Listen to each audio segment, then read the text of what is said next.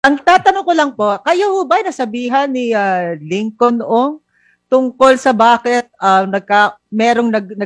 nagkaroon ng plano ng executive session? Sa hubay nagsabi sa inyo na attorney, pinipilit po nila ako na isabit ang let's say may senator ba or O ang presidente. pangulo. Sinabi niya ho ba sa inyo diretso 'yon, attorney? Opo, sinabi niya at hindi lamang sa akin. Yan po ay kalakip din sa open letter na kanyang amin ang ipinasiwalat.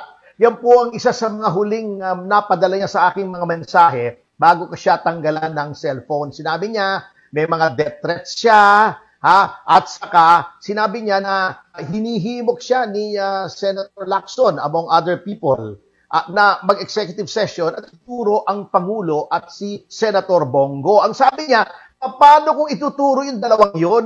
Wala naman talagang kinalaman. Gusto daw palabasin ay tinawagan ni Bongo, ang DOH,